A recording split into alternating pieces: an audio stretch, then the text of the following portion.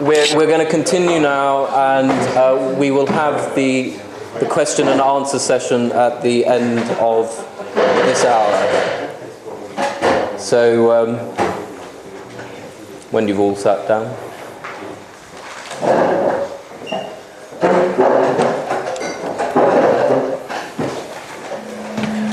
Okay, over to Professor. Thank you. An announcement. Tomorrow will be an extra day in the sense that it's outside of that course.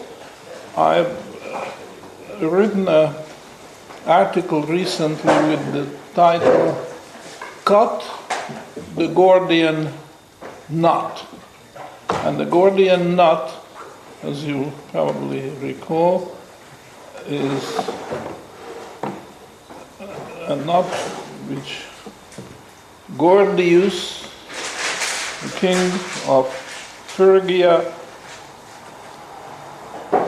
to commemorate his elevation to the kingdom, he became the king of the country, he tied the pole of his wagon to the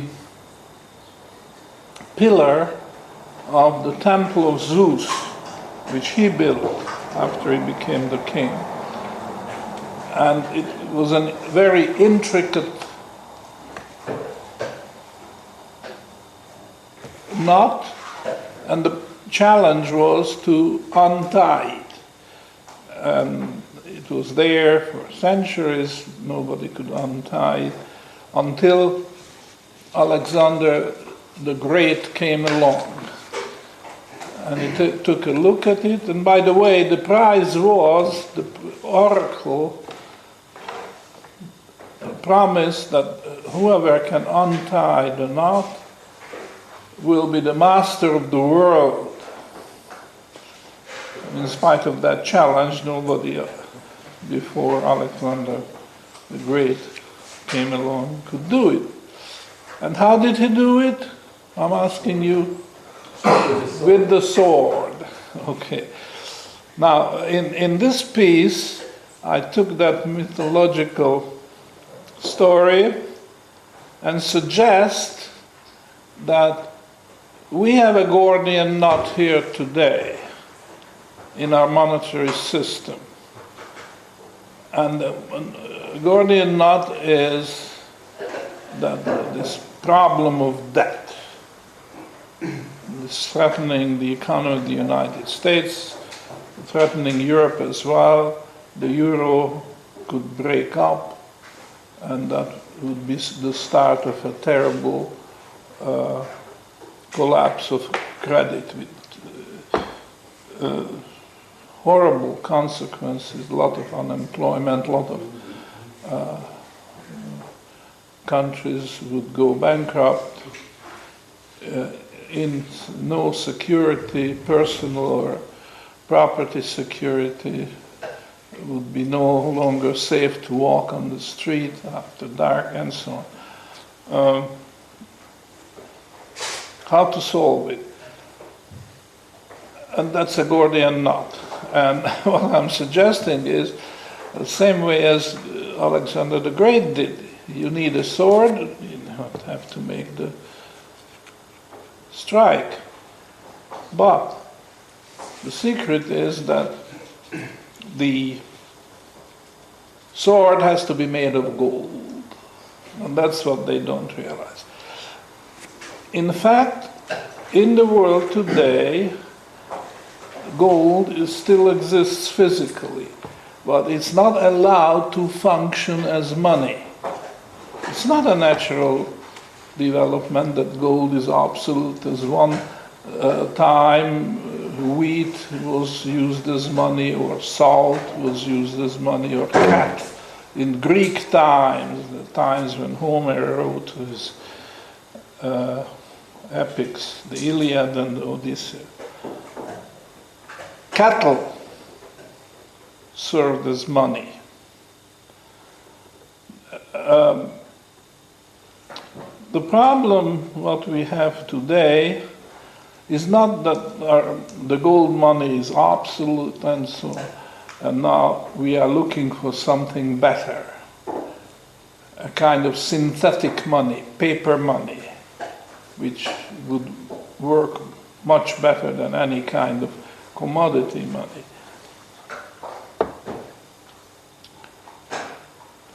So the public is fed with this lie. It's a pure lie that gold is absolute or silver.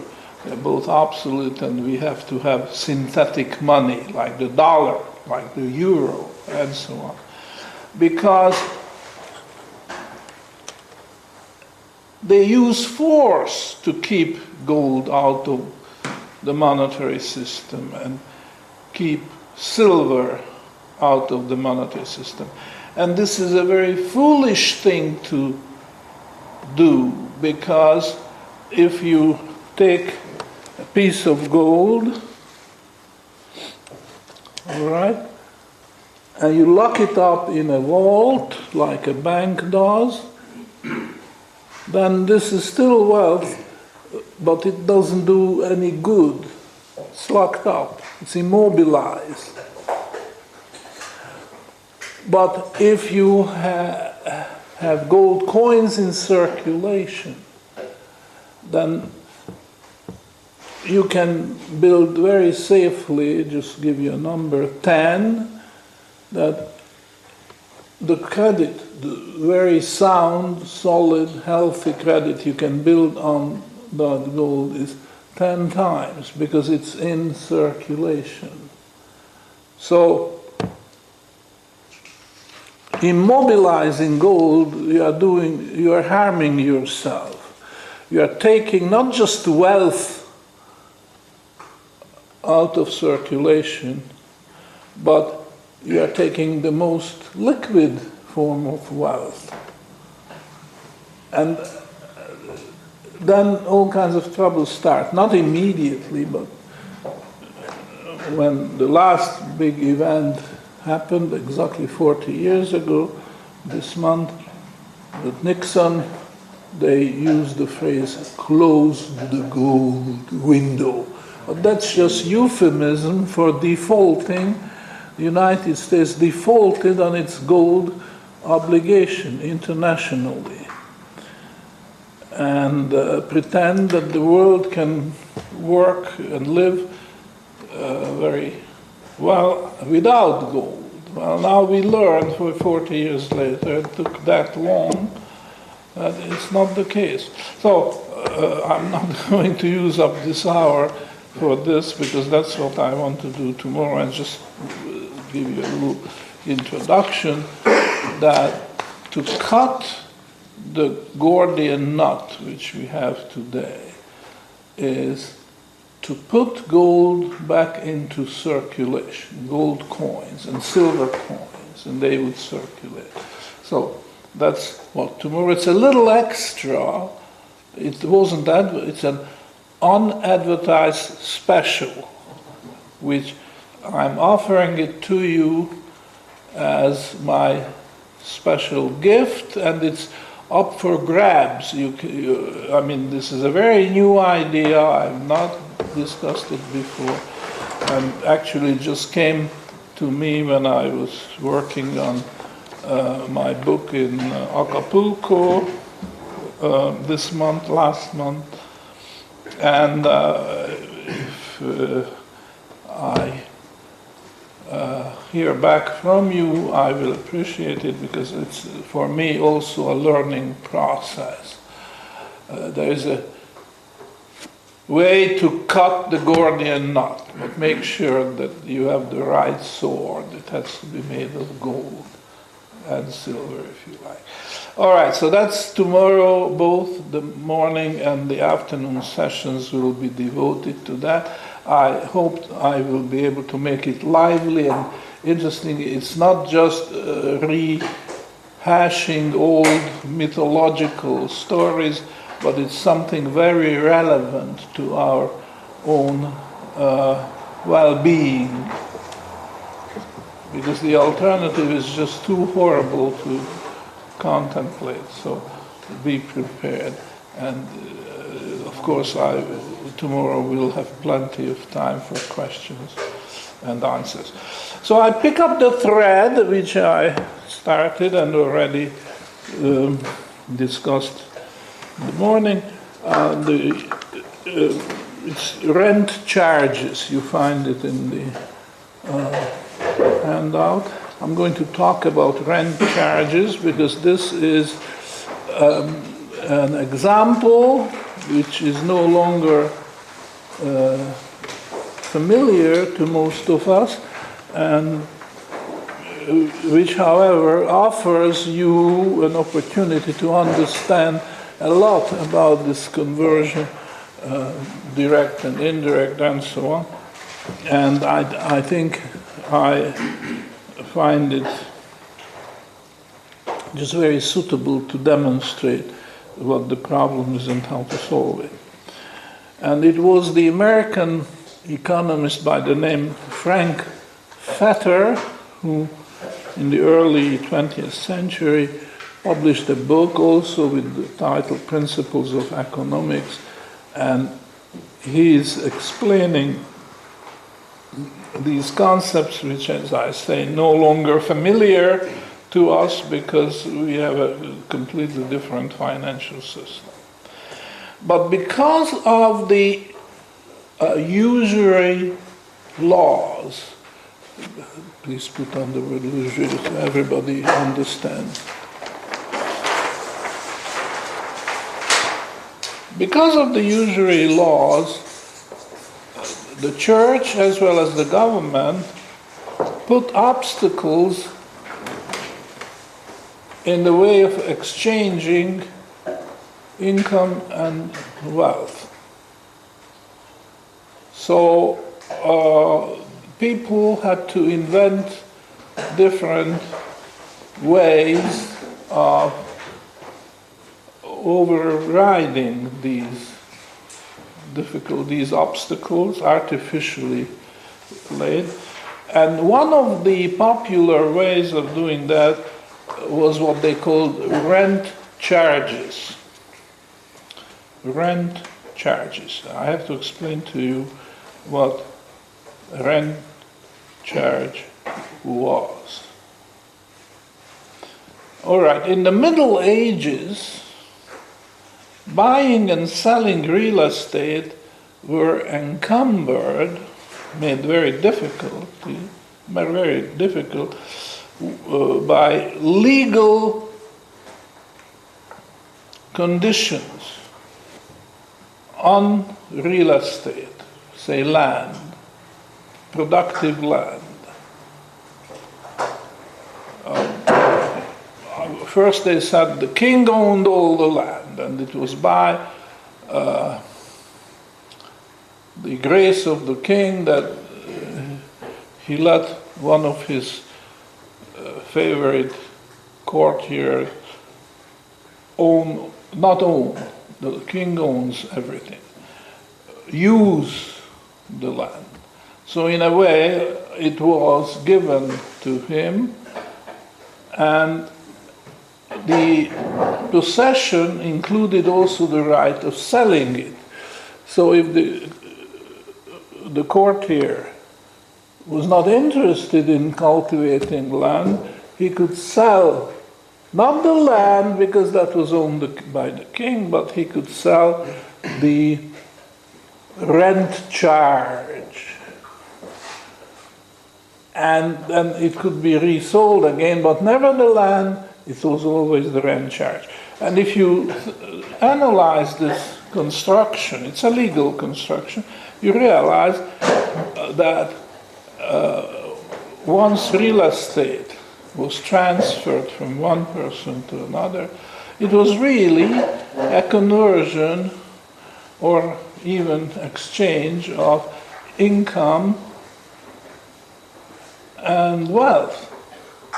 Because when you give up the land, give it over to somebody, you are giving you are selling or exchanging your wealth. How is it? I'm sorry. Okay, let's start again. There are two guys. One who has, by the grace of the king, the use of the land, which is wealth, which he no longer needs. So we find somebody who is willing to pay. We cannot say buy, because the ultimate owner is the king, and he doesn't want to be bothered with this. But he is going to give a sum of money to this first fellow,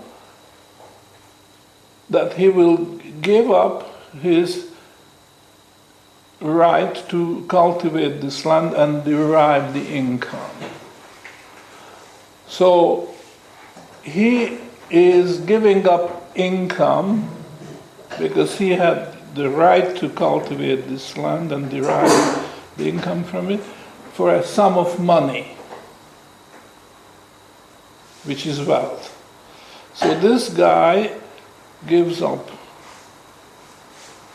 income against wealth, and the other fellow is getting the income from then on and gives a sum of money which is wealth. So there became a lively market in rent charges. We cannot say it was a market in real estate because the ultimate ownership was diffused. I mean, I'm oversimplifying when I say the king owned everything, because the king gave various subordinates various share of this right. So anyhow, it was just too complicated legally, and it was out of the question to sell outright. Well, even today, to some extent, we can say that, because when you buy real estate, you also buy yourself an obligation to pay taxes. But, I think you understand the idea that the sale of real estate was out because of these legal complications, and what took its place was the market in rent charges. But if we really want to see what this was, it was a market for exchanging wealth and income. The rent charge represented the exchange of wealth and income. And usually they quoted the price as so many years. They could say, this piece of land is transferred, cannot say sold, transferred as a rent charge, transferred for 20 years. But you have to understand what this means.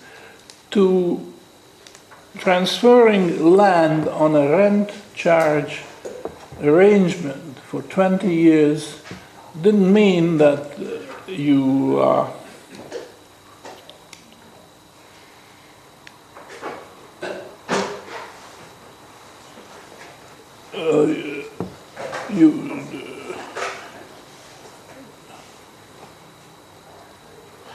that the rental was sold for a period of 20 years, but actually it was a transfer of a right in perpetuity, forever, not limited to 2 years, for the sum, well, let's say $1,000. Okay, it was transferred for $1,000 in perpetuity, for whatever income you could derive from that land. And one can estimate what that income was. You have to take averages because there are good years and bad years. And we can assume that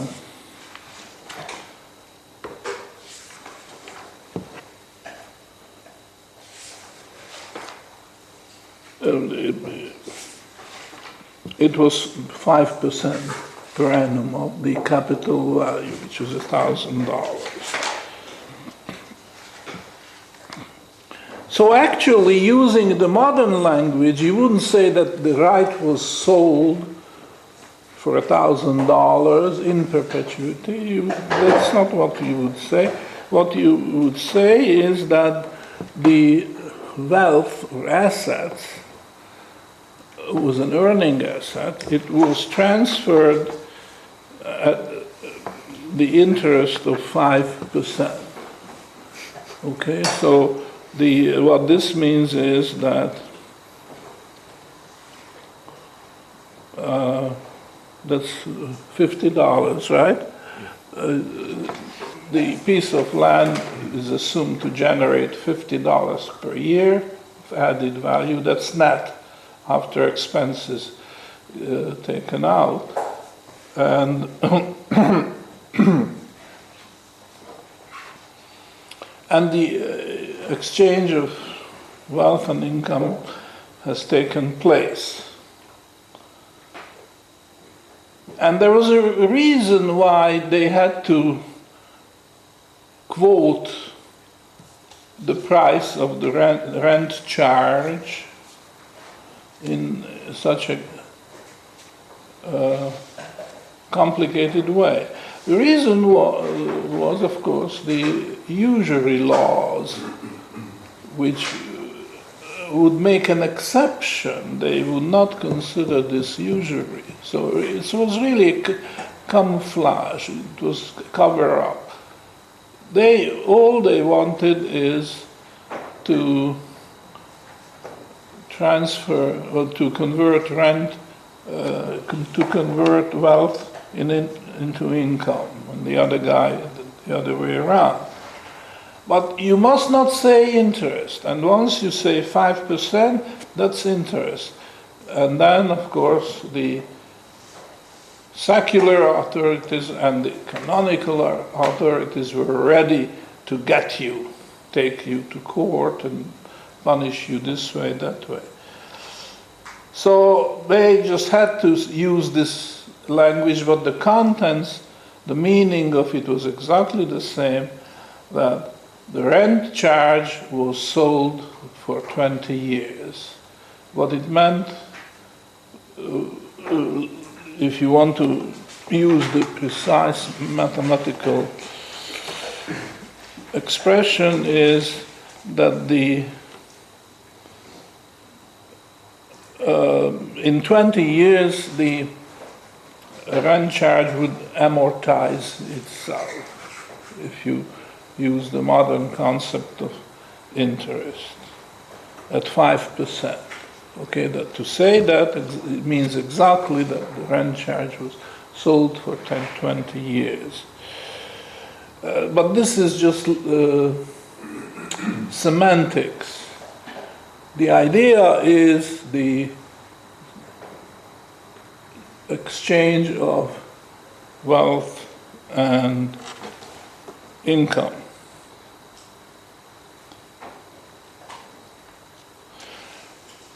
So this was there on purpose, to confuse the issue.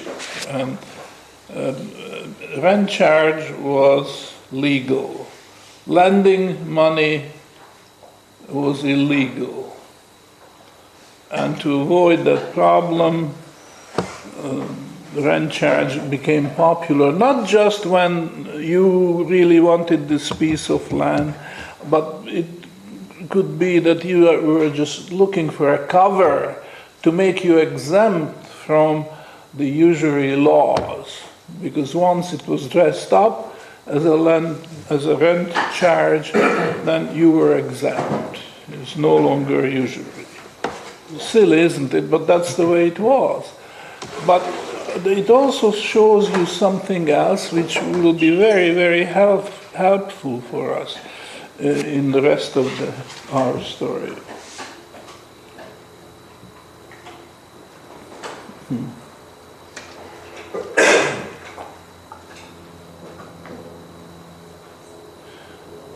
Now the question arises, what is primary? Is income primary and wealth secondary, or the other way around? And very little thought can convince you that income is definitely primary, because wealth has to be accumulated, and to accumulate it takes an income. So you cannot just start your story that wealth exists. No. Wealth had to be created, so how? Well, through income, in other words, saving income, then you have wealth, and the story goes on.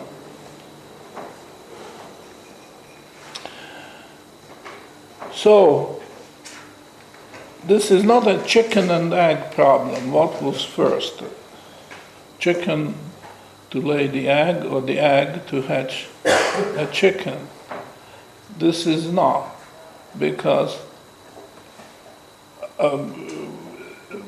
we have the situation when there is both wealth and income, and this problem of exchange arose, and this is how they solved it.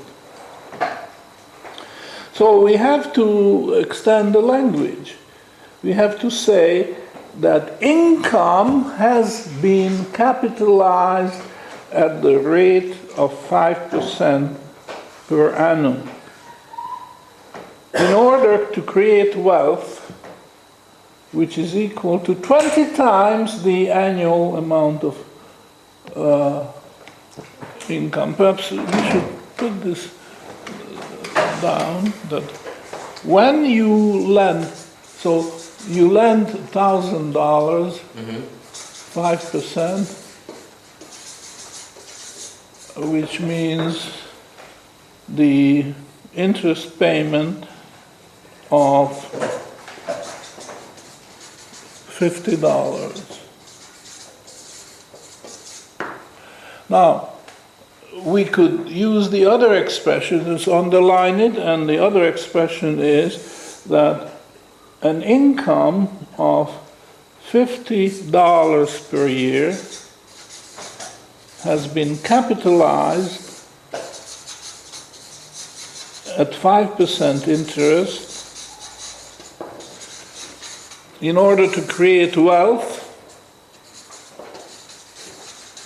equal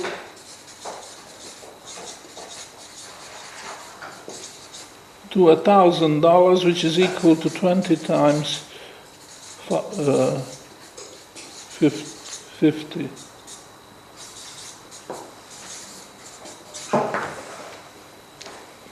So the annual income of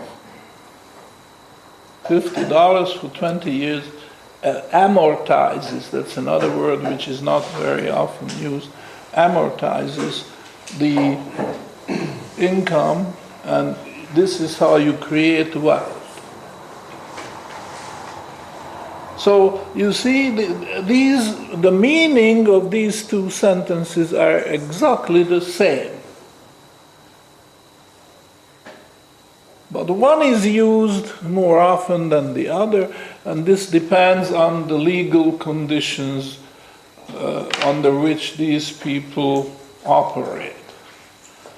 And in most cases, they went and completed their exchange through rent charges. They just got a piece of property and dressed up their exchange, which wouldn't be allowed under usury laws, and pretended that this was just a land charge, and then it became legal.